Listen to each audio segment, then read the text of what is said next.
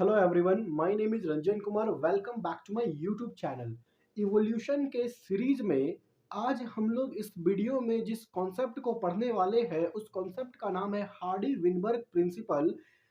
इसी को हम लोग हार्डी विनबर्ग इक्विलिब्रियम भी बोलते हैं, हार्डी विनबर्ग लॉ भी बोलते हैं।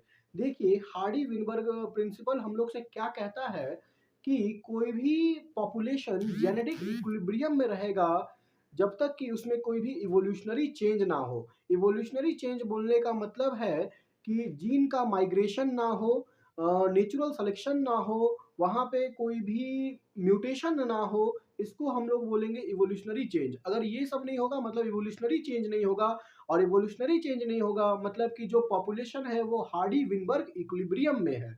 हार्डी विनबर्ग इक्विलिब्रियम का सिंपल यही मीनिंग होता है। देखिए, हम लोग इस वीडियो में सबसे पहले हार्डी विनबर्ग इक्विलिब्रियम का जो मेन कॉन्सेप्ट है, हार्डी विनबर्ग इक्विलिब्रियम हम लोग से कहता क्या है उसको समझेंगे, स्टेटमेंट के फॉर्म में उसको देखेंगे। चलिए स्टार्ट करते हैं हार्डी विनबर्ग इक्विलिब्रियम।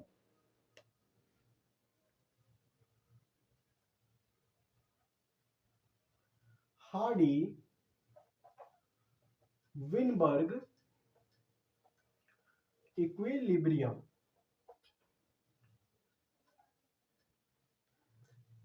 देखिए, ये हम लोग को नाम से ही पता चलता है। इक्विलिब्रियम का मतलब क्या होता है? नो चेंज, मतलब जो फिक्स हो, है ना। तो हार्डी विनबर्ग के केस में क्या चेंज नहीं हुआ है? तो इवोल्यूशन नहीं हुआ है, इवोल्यूशनरी चेंज नहीं हुआ है। There is no evolutionary change in case of Hardy Weinberg principle. No evolutionary change, इसीलिए इसको हम लोग हार्डी विनबर्ग इक्विलिब्रियम भी कहते हैं। देखिए, हार्डी विनबर्ग इक्विलिब्रियम का जो मेन कॉन्सेप्ट है वो क्या कहता है हम लोगों से। सबसे पहले तो Hardy Weinberg principle was proposed by, it was proposed bye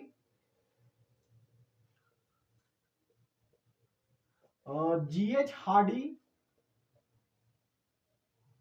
and W Weinberg. G H Hardy and W Weinberg in 1908। देखिए, हार्डी विनबर्ग इक्विलिब्रियम हम लोग से कहता क्या है? This principle says,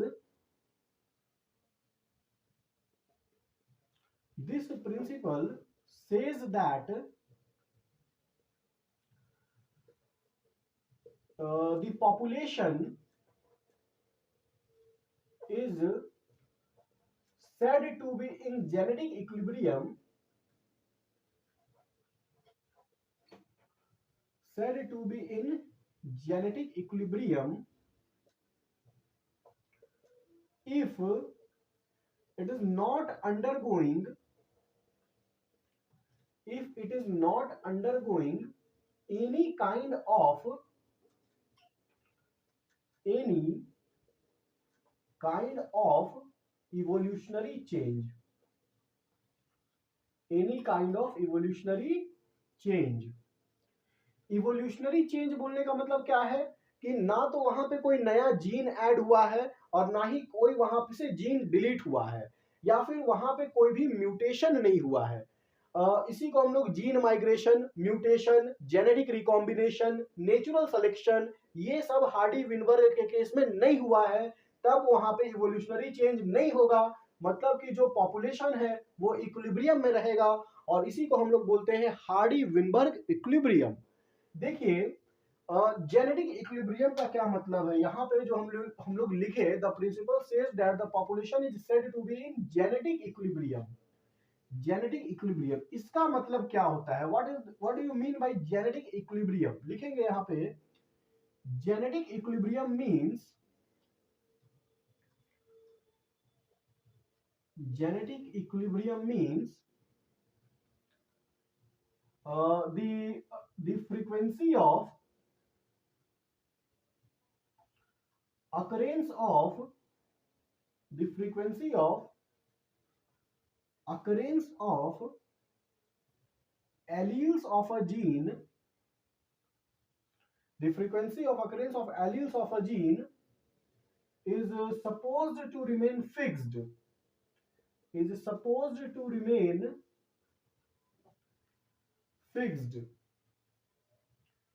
and even remain the same through generation.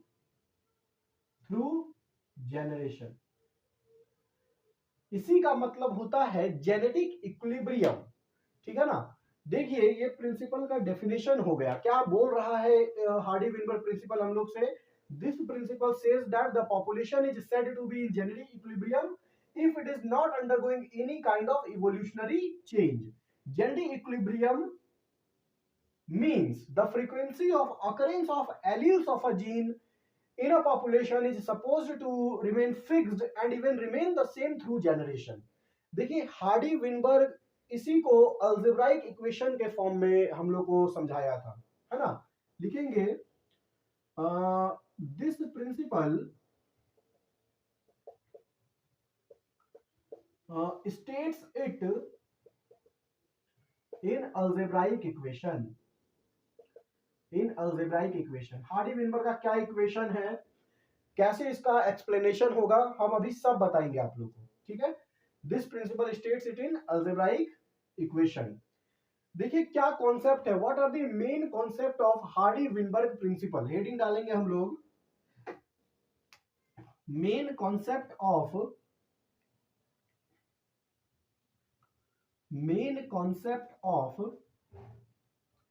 Hardy Weinberg principle. इस principle में बस आपको 3 पॉइंट्स याद रखना है, बस आपको सिर्फ 3 पॉइंट्स याद रखना है। पहला पॉइंट क्या है, मेन कॉन्सेप्ट क्या है, first concept, this principle says that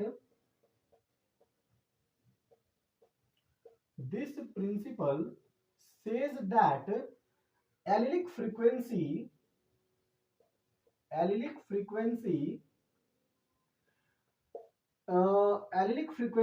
is stable. This principle says that allelic frequency is stable and is constant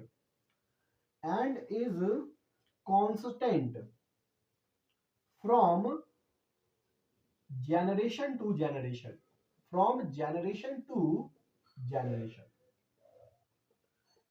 allylic frequency कब कांस्टेंट रहेगा, जब वहां पे कोई भी जीन का माइग्रेशन नहीं होगा, कोई भी म्यूटेशन नहीं होगा, कोई भी वहां पे जेनेटिक रिकॉम्बिनेशन नहीं होगा, तब वो प्रिंसिपल क्या रहेगा, इक्विलिब्रियम में रहेगा। और इसी को हम लोग बोल रहे हैं हार्डी विनबर्ग इक्विलिब्रियम। दूसरा पॉइंट, द जीन पुल। ये जीन पुल क्या है, what is gene pool, bracket में लिख देते हैं, total genes and their alleles in a population, इसी को हम लोग जीन पुल बोलते हैं।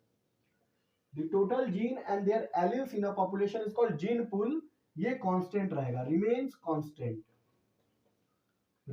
constant and this is called genetic equilibrium या Hardy Weinberg equilibrium. Third point आप लोगों को क्या याद रखना है, यहां पे सम total of all the allylic frequencies is 1। बताएंगे आपको। देखिए सम मतलब जोड़ना, यानी कि अगर हम सारे एलिल्स के फ्रीक्वेंसीज को जोड़ देंगे तो वो 1 हो जाएगा। इसका अभी एक्सप्लेनेशन देंगे तो और ज्यादा क्लियर होगा हार्डी विनबर्ग लॉ। अभी हार्डी विनबर्ग लॉ क्या हम लोग से कहता है, क्या मेन कॉन्सेप्ट है हार्डी विनबर्ग लॉ का, ये सब आपको बोर्ड में दिख रहा है। ठीक है ना। ये आपका डेफिनेशन हो गया।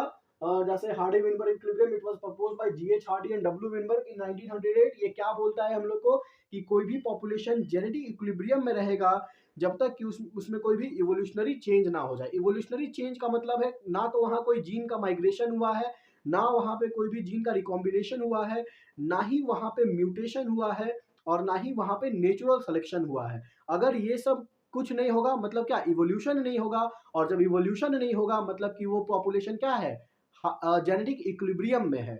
या उसी को हम लोग हार्डी विनबर्ग इक्विलिब्रियम भी बोलते हैं।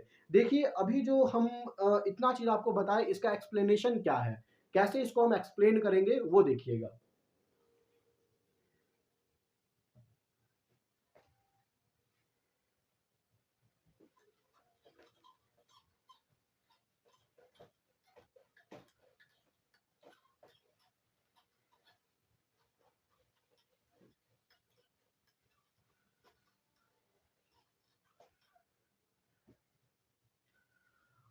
देखिए हार्डी विनबर्ग प्रिंसिपल का एक्सप्लेनेशन क्या है। एक्सप्लेनेशन,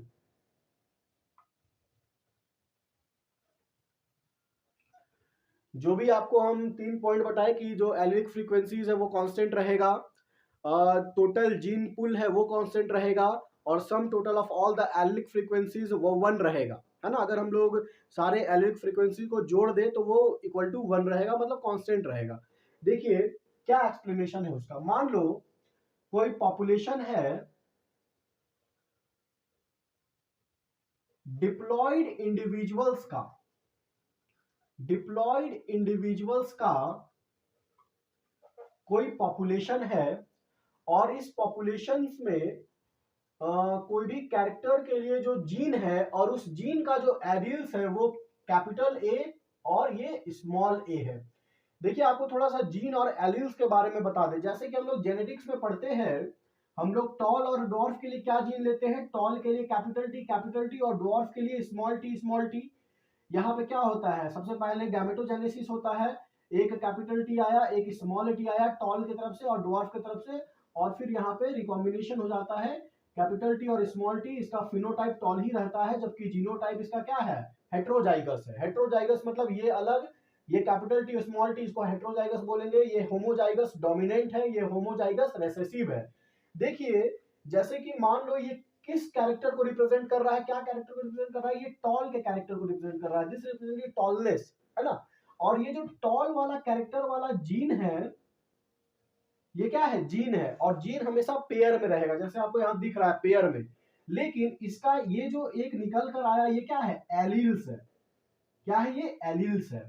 ठीक है, तो वही हम बोल रहे हैं, मान लो कोई पॉपुलेशन है डिप्लॉयड इंडिविजुअल्स का। डिप्लॉयड है मतलब डिप्लॉयड का मतलब आप लोग क्या समझते हैं, जैसे कि हम लोगों के बॉडी में टोटल नंबर ऑफ क्रोमोसोम्स कितना है, 23 पेयर्स, 23 पेयर्स क्रोमोसोम्स है। 23 पेयर्स क्रोमोसोम्स है, यानी टोटल क्रोमोसोम्स कितना हो गया, 46। देखिए ये जो 23 पेयर्स क्रोमोसोम्स ये कुछ इस तरह से अरेंज है। मान लो ये क्रोमोसोम नंबर 1 है, पेयर में रहेगा, है ना। ये क्रोमोसोम नंबर 2 है, ये क्रोमोसोम नंबर 3 है, ये क्रोमोसोम नंबर 4 है, ऐसे ही करके पूरा 23 तक रहेगा। ठीक है ना, 23 पेयर ऑफ क्रोमोसोम है, ऐसे ही करके पूरा 23 क्रोमोसोम्स रहेगा। ये एन है और ये एन है, एन और एन मिलाकर क्या हो गया, 2n हो गया, डिप्लॉयड हो गया। इस मान लो इस एन को आप भूल जाओ, सिर्फ इसको लो, तो इसी को हम लोग बोलते हैं जीनोम। क्या बोलते हैं इसको, जीनोम। यानी कि जीनोम का डेफिनेशन क्या हो गया, haploid set of chromosome, haploid set of chromosome, haploid set of chromosome is called genome. Genome का ये डेफिनेशन हो गया। देखो इसमें से जो एक पेयर है वो हम लोगों को अपने फादर के साइड से मिलता है, जिसको हम लोग पैटर्नल क्रोमोसोम बोलते हैं। और ये जो दूसरा पेयर है, ये दूसरा पेयर ये हम लोग को अपने मदर के साइड से मिलता है, जिसको हम लोग मैटरनल क्रोमोसोम बोलते हैं। क्या बोलते हैं, मैटरनल क्रोमोसोम। अब देखेंगे कि ये क्रोमोसोम नंबर 1 है, ये क्रोमोसोम नंबर 2 है, ये क्रोमोसोम नंबर 3 है, और क्रोमोसोम हमेशा पेयर में प्रेजेंट है। तो मान लो कि ये मेरा क्रोमोसोम नंबर 1 है और ये भी क्या होगा, क्रोमोसोम नंबर 1 होगा, इसीलिए ये दोनों कहलाएगा होमोलोगस क्रोमोसोम। होमोलोगस क्रोमोसोम कहने का क्या मतलब होता है, होमोलोगस क्रोमोसोम कहने का क्या मतलब होता है कि जो क्रोमोसोम का साइज है वो सेम रहेगा, मतलब ये क्रोमोसोम का साइज ये क्रोमोसोम का साइज सेम रहेगा, लेंथ भी सेम रहेगा क्रोमोसोम का। मान लो कि इस क्रोमोसोम में इस पोजीशन पे, है ना, इस क्रोमोसोम में इस पोजीशन पे आई कलर वाला जीन है। मान लो क्या, इस क्रोमोसोम में इस पोजीशन पे आई कलर वाला जीन है, और आई कलर को रिप्रेजेंट करने वाला जो एलील्स है वो कैपिटल ए है, ठीक है। तो इस क्रोमोसोम के इसी पोजीशन पे भी आई कलर वाला ही जीन होगा, क्योंकि क्यों सेम होगा, क्योंकि ये दोनों होमोलोगस क्रोमोसोम्स है। होमोलोगस क्रोमोसोम्स का साइज भी सेम रहता है, लेंथ भी सेम रहता है, और पोजीशन, कोई भी कैरेक्टर के लिए जीन का पोजीशन भी सेम रहता है, उसी को हम लोग होमोलोगस क्रोमोसोम बोलते हैं। और होमोलोगस क्रोमोसोम्स में एक alleles capital A suppose that यहां पर है और एक एलील्स यहां पर है, लेकिन दोनों में जो कैरेक्टर्स के लिए जीन का पोजीशन है वो सेम रहेगा। क्यों सेम रहेगा, क्योंकि ये होमोलोगस क्रोमोसोम्स है। होप अभी आप लोग को समझ में आया जीन हम लोग किसको बोल रहे हैं और एलील्स हम लोग किसको बोल रहे हैं। देखिए, मान लो ये एक क्रोमोसोम्स है और यहाँ पर जो जीन है वो टॉलनेस को रिप्रेजेंट कर रहा है, तो यहाँ पर जो भी जीन होगा वो हाइट को ही रिप्रेजेंट करेगा। मतलब कि ये दोनों होमोलोगस क्रोमोसोम्स है, इस पोजीशन पे, इस लोकस पे जो क्रोमोसोम्स जिस कैरेक्टर को रिप्रेजेंट कर रहा है वैसा ही सेम कैरेक्टर को इस क्रोमोसोम वाला पोजीशन भी रिप्रेजेंट करेगा। जैसे कि मान लो यहाँ पे एलील्स ए है, तो यहाँ पर ये एलील्स भी हो सकता है, होमोजाइगस भी हो सकता है, यहाँ पे ये और ये भी हो सकता है, हेट्रोजाइगस भी हो सकता है, और यहाँ पर ए और ए भी हो सकता है, ये भी हो सकता है, होमोजाइगस रेसेसिव। देखिए यहाँ पे अगर हमको ऐसा मिलेगा, this is homozygous dominant, homozygous dominant. अगर हम लोग को कुछ ऐसा जीन मिलेगा, होमोजाइगस रेसेसिव, होमोजाइगस रेसेसिव। अगर हम लोगों को कुछ ऐसा मिलेगा तो ये बोलेंगे हेट्रोजाइगस जीनोटाइप, हेट्रोजाइगस जीनोटाइप। अब आप लोग बताइए इसको हम जीनोटाइप क्यों बोल रहे हैं, एलील्स क्यों नहीं बोल रहे, क्योंकि ये पेयर में प्रेजेंट है। अगर ये सिर्फ ऐसे रहता तब ये एलील्स कहलाता, पेयर में प्रेजेंट है इसलिए जीन बोलेंगे, पेयर में प्रेजेंट है इसलिए जीन बोलेंगे, पेयर में प्रेजेंट है इसलिए जीन बोलेंगे। अकेले प्रेजेंट है तो एलील्स है, अकेले प्रेजेंट है तो एलील्स है। चलिए इसको सफाई करते हैं, फिर हम लोग आगे देखते हैं हार्डी विनबर्ग प्रिंसिपल का एक्सप्लेनेशन।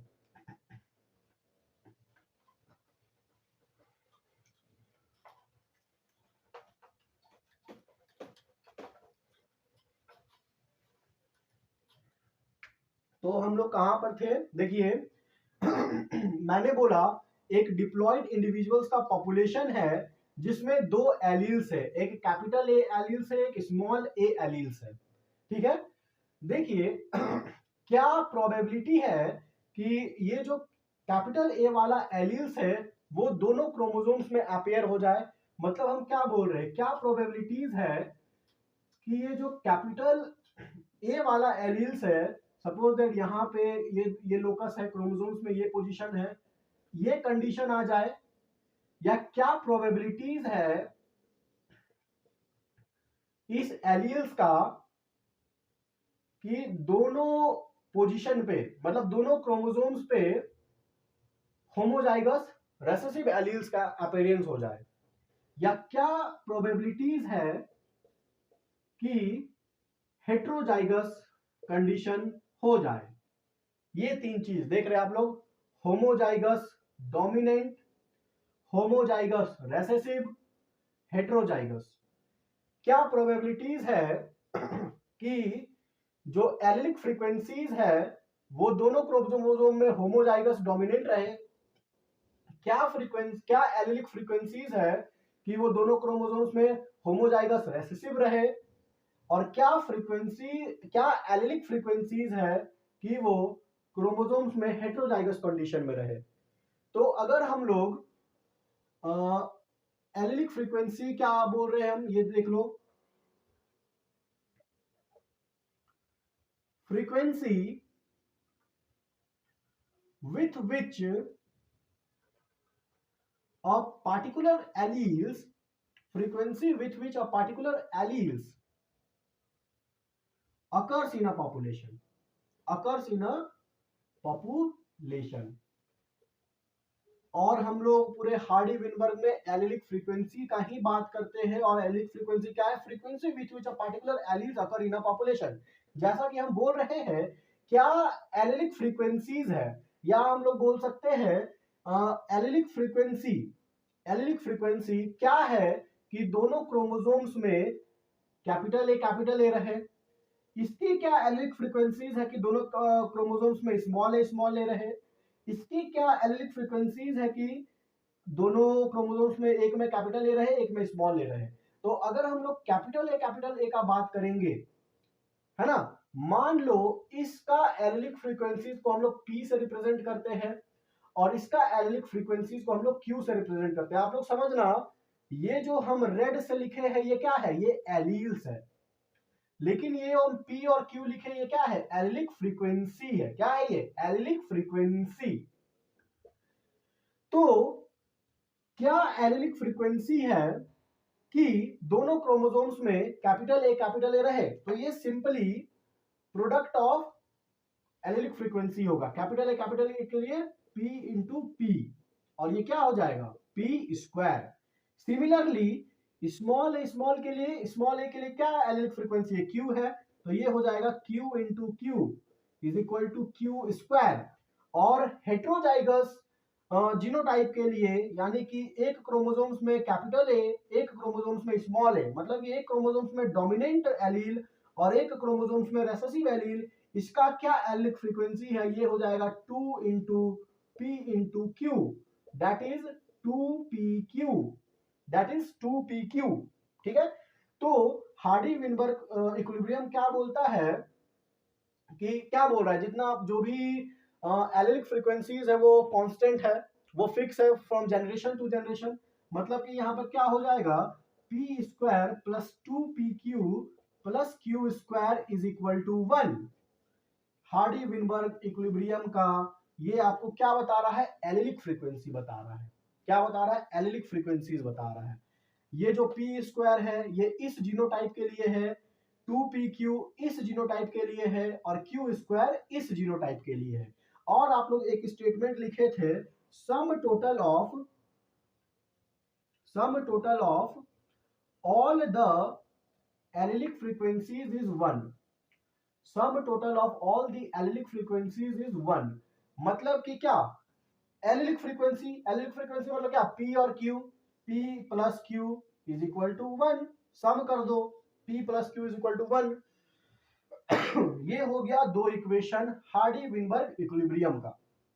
देखिए क्या इसका इंटरप्रिटेशन है, हार्डी विनबर्ग हम लोग को बेसिकली बता क्या रहा है। पहला बात तो ये बोला, जो अभी हम लोग वीडियो के स्टार्टिंग से सुनते आए हैं, कि कोई भी पॉपुलेशन है वो जेनेटिक इक्विलिब्रियम में रहेगा जब तक कि उस पॉपुलेशन में कोई भी इवोल्यूशनरी चेंज ना हो जाए।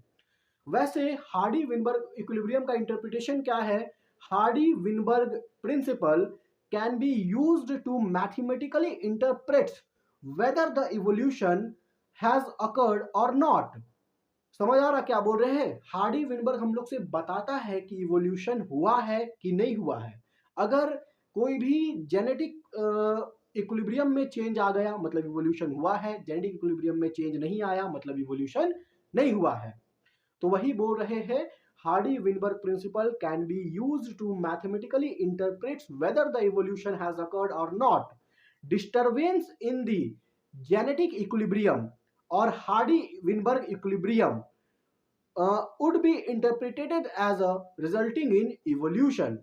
अगर जेनेटिक इक्विलिब्रियम को डिस्टर्ब कर दिया जाए या एलिलिक फ्रीक्वेंसीज को चेंज कर दिया जाए, इसका मतलब है कि इवोल्यूशन हुआ है। और हार्डी विनबर्ग मतलब कि वो पॉपुलेशन हार्डी विनबर्ग लॉ को फॉलो नहीं कर रहा है।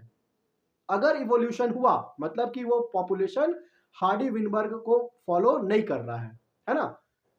देखिए यहाँ पे इसको लिख दे क्या, इसका इंटरप्रिटेशन लिख देते हैं ना, आप लोगों को ज्यादा क्लियर रहेगा, इसको लिख लीजिएगा। ये दो इसको रहने देते हैं, इसको मिटाते हैं। क्या इंटरप्रिटेशन है इसका, interpretation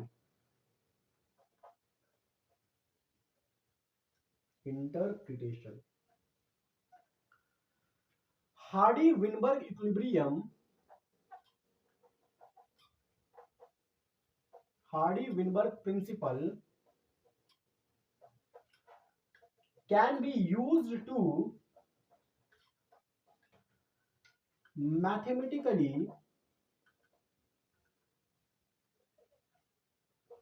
interprets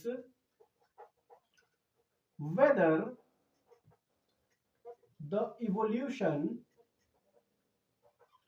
has occurred or not. Disturbance in genetic equilibrium. Disturbance in genetic equilibrium or Hardy-Weinberg equilibrium or Hardy-Weinberg equilibrium, that is change in the allelic frequencies of a population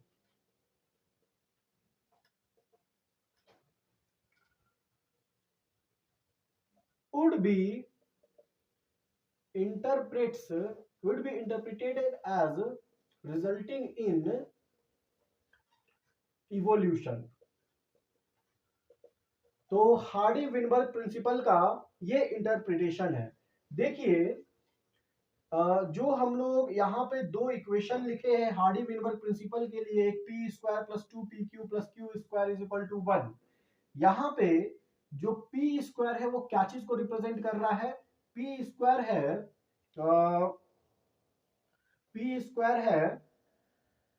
P square है ना, ये genotype को represent कर रहा है। Homozygous, देखो जैसे हम लोग बताया ना पी को ए था, होमोजाइगस डोमिनेंट जीनोटाइप, ये क्या है? Frequency of homozygous dominant genotype. यहां पे ये 2pq क्या है? ये तो हेटेरोजाइगस कंडीशन को रिप्रेजेंट कर रहा था। ये है frequency of heterozygous genotype, heterozygous genotype. यहां पे जो क्यू स्क्वायर है ये होमोजाइगस रेसेसिव को रिप्रेजेंट कर रहा था, तो ये क्यू स्क्वायर क्या है? Frequency of homozygous recessive genotype, frequency of homozygous recessive genotype. और यहां पर P क्या है? एलील्स है ना। P तो कैपिटल ए को रिप्रेजेंट कर रहा था, Q स्मॉल ए को रिप्रेजेंट कर रहा था। ये है allylic frequencies of dominant allele, allylic frequencies of dominant allele. यहां पे Q क्या है? Allylic frequencies of recessive allele. This is a dominant allele and this is a recessive allele. तो ये है आपका हार्डी विनबर्ग प्रिंसिपल या हार्डी विनबर्ग इक्विलिब्रियम या हार्डी विनबर्ग लॉ। तो ये था आपका, मतलब अभी हम आपको एक्सप्लेन किए हार्डी विनबर्ग प्रिंसिपल हम लोग से क्या कहता है, उसका एक्सप्लेनेशन दिए, उसका इंटरप्रिटेशन दिए, उसका जो इक्वेशन है वो आप लोग को बताए। इसके नेक्स्ट वीडियो में हम लोग एक न्यूमेरिकल्स देखेंगे इस पे, जो आप लोग के नीट के एग्जाम में आएगा या बोर्ड के एग्जाम में भी आ सकता है। हार्डी विनबर्ग प्रिंसिपल का न्यूमेरिकल्स कैसा होता है वो हम लोग नेक्स्ट वीडियो में देखेंगे। Thanks all.